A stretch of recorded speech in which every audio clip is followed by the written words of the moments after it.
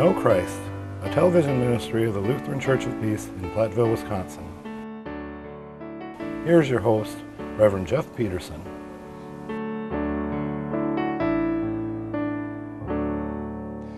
Well, today our lesson is on the struggles of a king.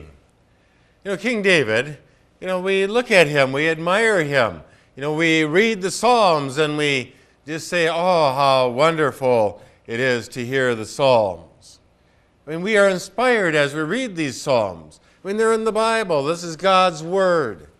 David was a person after God's own heart, a person for whom God has called, a person for whom God has anointed. He is God's leader. And what a strong leader. He was able to defeat all of these nations. And as I mentioned the Psalms, he could write poetry, he could write music. He was a great administrator. David, to this day, David goes down in history as being Israel's great king. In fact, so many of the Jews today are still looking for the Messiah, thinking that we want to have somebody like David, somebody who's strong with military might and who can, subdue all the nations around and make, Israel that strong nation that everybody looks up to again.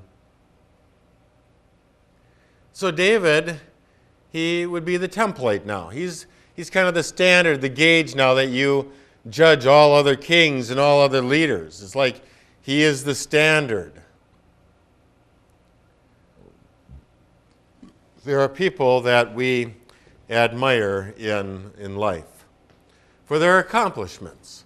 I was just mentioning King David. He's been, this highly admired hero now for thousands of years.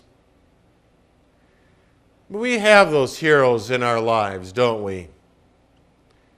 They can be television personalities like actors and actresses. They can be athletes. They can be people in the neighborhood, people in our church. They can be teachers. They can be leaders of the community.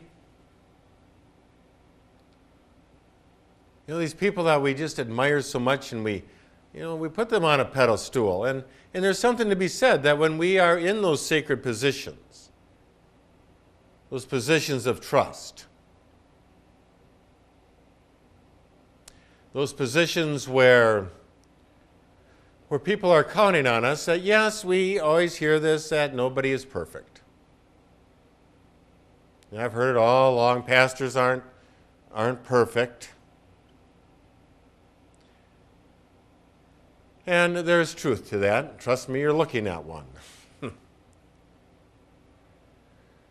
But yet, in that we live in the love and the grace of God, that God is building up His character, His person within us, so that that we are at a certain level of discipline and self-control.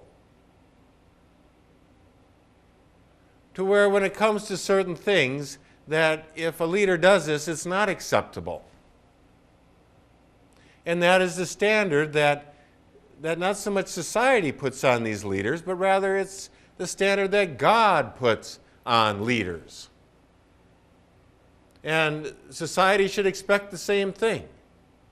That no, you're not perfect, and we're not putting you up on this pedestal so we can worship some kind of a demigod. No. We're looking at you to lead us. We expect you to be at a level of faith and understanding and love and Christian virtue to be able to lead us. And if you can't do that, then we got to look to somebody else. If I'm going to take a class at a university, I don't care what subject, but as I take that class, I'm expecting that the professor is going to have a knowledge that is far superior than mine. That knowledge is going to be so superior that this person can actually teach me. And that here's the professor and here's the level where I'm at, that as I'm going through the class that professor, not to say that I'll ever get up to where the professor is, but at least I've come a ways in my understanding now of this subject. And hopefully that when I'm done with the class, that I will continue to have interest in the class, to where, I will continue to grow and expand my knowledge of that subject matter.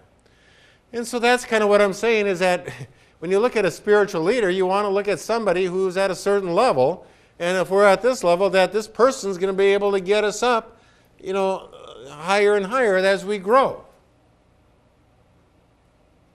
And so what am I getting at here?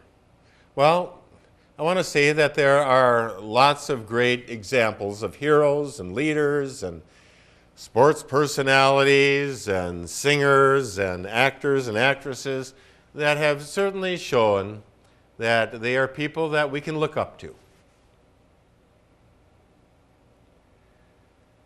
People who we can say that this person not only has entertained us on the stage, but this person has also been a good example for me and my family, and for my neighbors, and for society. But unfortunately, there are those times when all of a sudden we are watching the news or watching the sports, and we hear the story of, you have got to be kidding. I had this person way up here, and all of a sudden, and I'm here, and I'm always, kind of always looking up, admiring, and all of a sudden, boom, this person's down here. It's like, you have really disappointed me. I thought that you were better than that. And we hear it about it so many times of fallen heroes. And so that's like when we read the Bible, we're hearing about all these people, and we certainly admire all these people. It's like, wow, this is a person of God. God is working through this person. Look at this. David, he slew the giant Goliath. He was able to defeat the Philistines, the Moabites, the Ammonites, the Jebusites, the Amalekites, the Edomites. It just goes on and on and on the list. He's this great guy. It's like, David, you're my leader. But as we're reading along in the Bible, all of a sudden we come across this. And I'm reading from 2 Samuel chapter 11, beginning with verse 2. One evening, David got up from his bed and walked around on the roof of the palace. From the roof, he saw a woman bathing. The woman was very beautiful, and David sent someone to find out about her. The man said, "Isn't this Bathsheba, the daughter of Eliam, and the wife of Uriah the Hittite?" Then David sent messengers to get her. She came to him, and he slept with her. She had purified herself from her uncleanness. Then she went back home.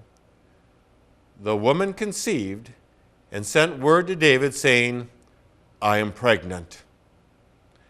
We read this and it's just like, say it isn't so. How many times have I seen this? And people who are well known, who are great leaders, people that we have admired so much, they've done so much for us, and all of a sudden here we are. There is that, it's called the law of -1. If you multiply -1 by any positive number, what do you get? You get a negative number, right? So what I'm saying is that a person can do so many positive things, but when they do something like this, it's -1, all of a sudden it negates everything. Everything is now a negative about this person. It's like, oh, now we scorn this person. But the thing that we must always remember is that God still loved David, and that God offers his forgiveness to David. David confessed his sins, and God forgave him. And so let all of us use that as an example of a great leader who falls, but now being the example of being able to get up and to lead again. You know, the question isn't so much how we fall, but how do we get up? And so that's the thing. If I were David's pastor, I'd be saying, okay, David, yeah, I'm not condoning what you have done here, but you are a good man. You've got a lot of qualities, and you have led us in a good way.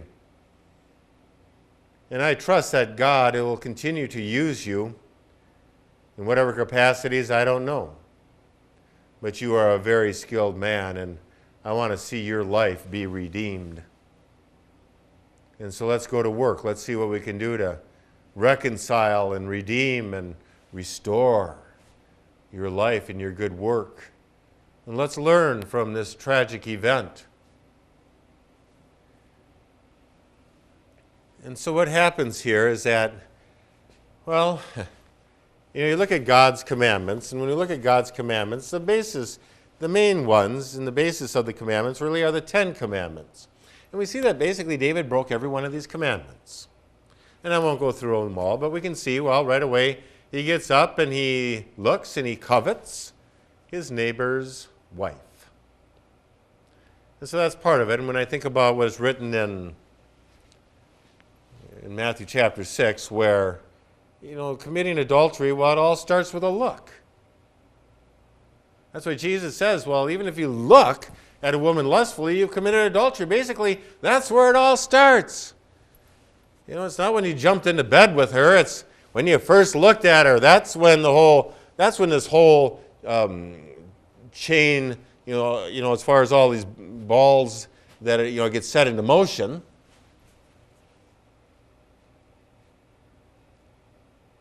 It's in the look. So David looks down and he sees, wow, she's a beautiful woman. She's not only beautiful, she is a knockout. And that's the thing, when you become king, is that sometimes things change. It's always interesting to see people who they are, and then all of a sudden they get elevated to some big position where now they have authority, everybody looks up to them. They can basically command everybody to do what they want. They got servants at their hands and feet. People, when this person says jump, they ask how high on the way up. And if you don't, well, it's going to cost you. It may cost you your position or job or your status or whatever it is in relationship with this person. And so when you become king, nobody says no to you. So David has his, some of his people just say, well, go down and get her and bring her up. And so his coveting, his lust in his heart then turns into the act where he commits adultery with Bathsheba. And in doing that is that, Bathsheba becomes pregnant. Now here again, I will reiterate that Bathsheba is married. She's married to a man by the name of Uriah, who is a soldier in the army. Now, here again, all the kings, it's the season where all the kings go out to war. So David should have been out to war with his army, but he wasn't. And so when the word comes to David that Bathsheba is pregnant, he's thinking, oh boy, here I am. This could be my downfall if I don't watch it. And so it's just like, oh, what do I do now? Sometimes as kids we learn that if we just say a little bit of a lie, we can get out of all kinds of trouble. And so even though we've gotten all kinds of trouble right now, that reinforces that behavior to where that as we get older, we continue to learn to lie. And we learn that, well, if I can just come up with a good old lie, a good old cover-up, I will get out of all kinds of trouble. But you know what? We can only go along like that for so long, and it catches up to us. Not only is it our downfall, but it also brings a lot of other people down with us.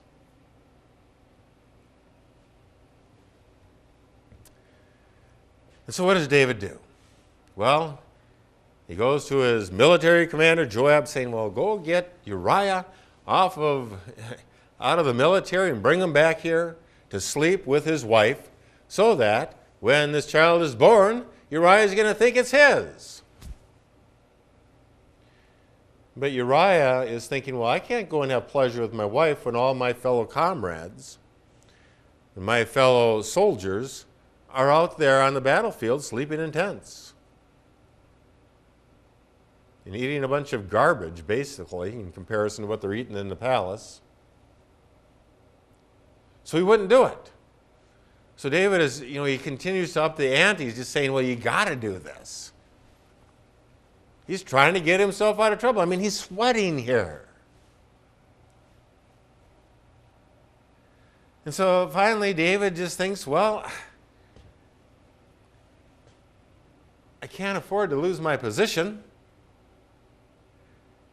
And even if that's not at stake here, I can't afford to have my reputation destroyed with the people. Because here again, these people are really, either they're for you or against you. If they don't like you, then it's not going to be long before, if all of a sudden like that, your popularity can turn on a dime. And so what does he do? He says, well, to Joab, you go put Uriah on the front lines. And on the front lines, he'll be sure to be put to death. And, well, that's what they did, and sure enough, that's what happened. Uriah was put to death in battle. And so basically what David did is he set up his murder. David now has broken the commandment. we already talked about breaking, the last commandment, or the ninth, the commandments of coveting, and he breaks the commandments of, committing adultery. Now he commits murder. He's he breaks the commandment on bearing false witness against your neighbor. But anyway, so now David thinks, well, I've accomplished all that. Okay, I can go back to my nice life now. Well, the prophet of the king at this time was Nathan.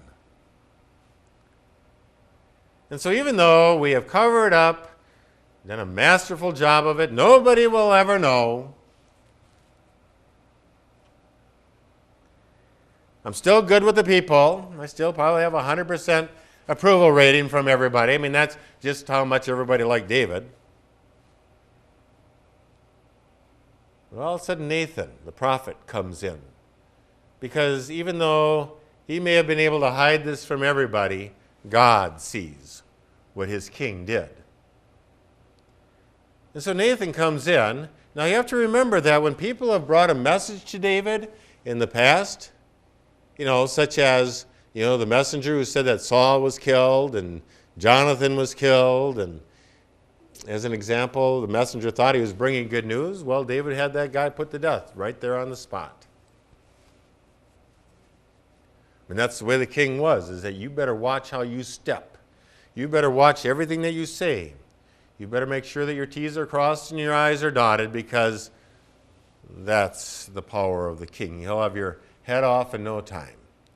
And so, and it doesn't matter who. Now, King David is all of a sudden, he's really, his emotions are sky high right now when it comes to this. He feels like he's now put this behind him. And the last thing that he wants is anybody to come up and say, hey, David, I heard, I kind of was looking at the National Enquirer and somebody kind of, saw what you were doing the other day. That's the last thing that David wanted to hear at this point, that somebody knows about this. And so can you about imagine what it would be like for the prophet Nathan, kind of walking into the king's court and before the king? Now, he's not going to be able to just say, David, King David, you are so deplorable. You not only committed adultery, but you have murdered, and now you've covered it up. He couldn't say that. Nathan's head would be off in a split second. But rather, Nathan goes before the king with a lot of wisdom, and he basically tells this parable, saying that there was this man, he didn't have much of anything, really the only thing that he had was this little ewe lamb that he would love and hold and caress. And now there was this rich man that had everything. I mean, he had so many of his own animals and land and palaces and on and on and on.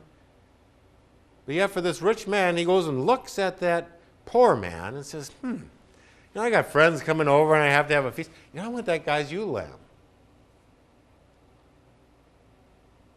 And so he figures out a way to finagle and get the guy's ewe lamb. And Nathan just basically asks David, after he's told this whole story about how this very powerful and wealthy man was so greedy that he took the only thing that this poor man had, his little ewe lamb. Nathan just says, I don't know, David, that's the thing, is that Nathan's always putting it on David.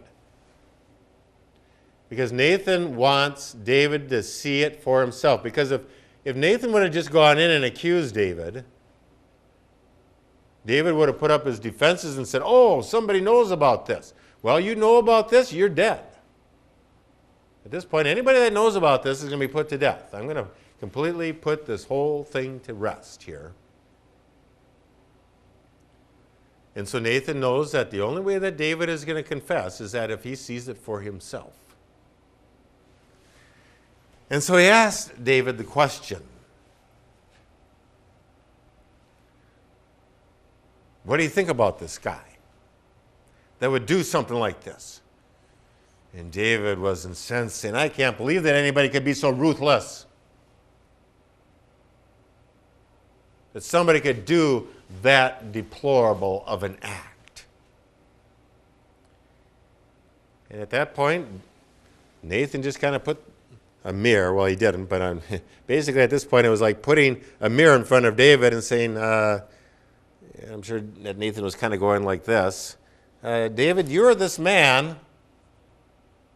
And I'm sure that Nathan was thinking, okay, off goes my head, but all of a sudden he looks, realizing that David is very remorseful for what he has done. And if you read, for instance, in Psalm 51, that would be David's confession, where he's confessing, just how sad he is for what he has done. Now, God forgave David, but when we sin, that there's still consequences for that. We can be forgiven of things, but unfortunately, there's going to be consequences. Well, one of the consequences is that the baby then that Bathsheba delivers ends up dying.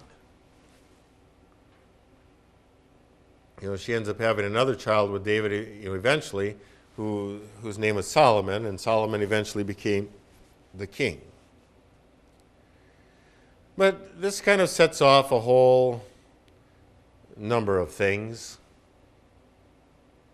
David had a son by the name of Amnon, and Amnon had a half-sister by the name of Tamar. And I believe that Amnon wanted to marry Tamar, but she wouldn't have anything to do with this. And so what does he do? But he rapes her.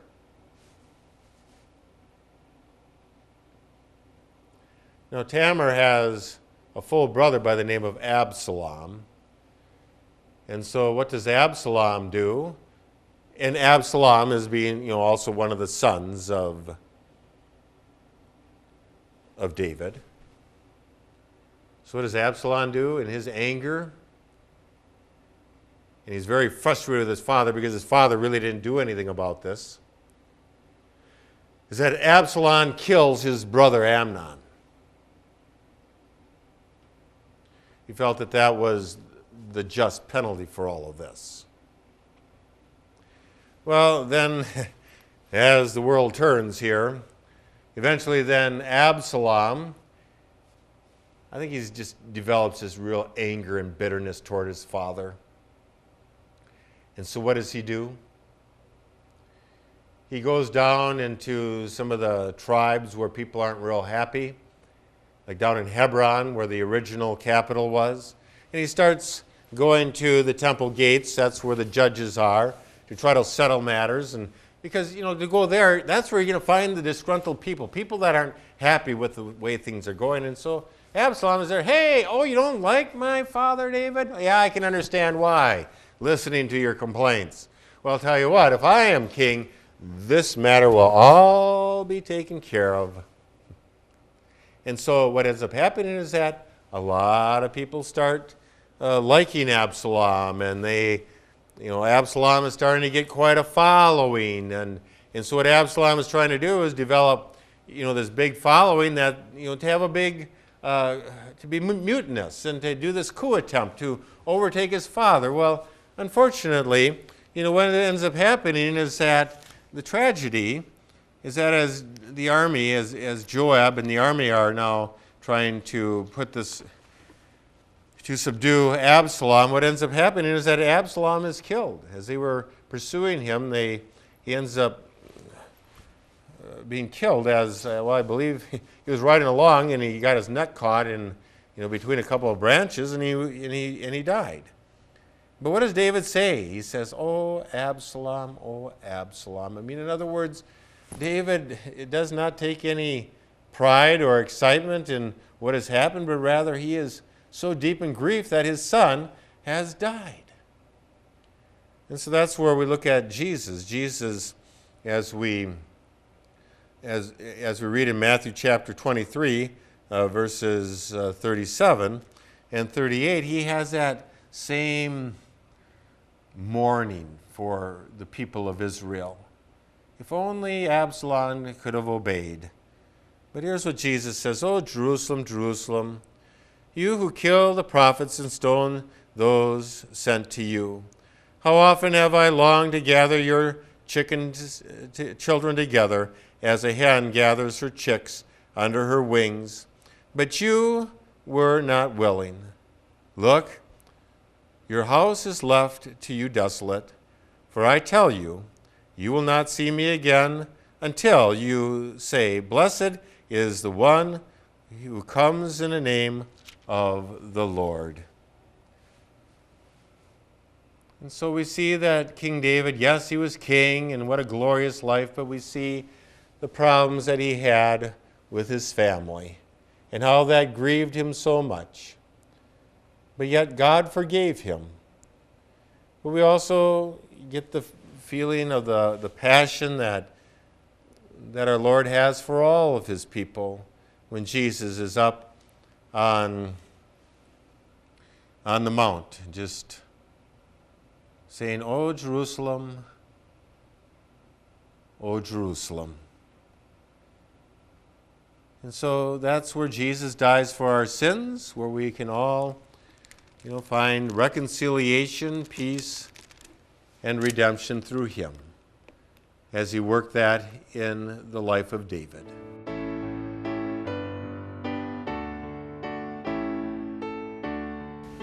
Thank you for watching, and tune in again next week for To Know Christ.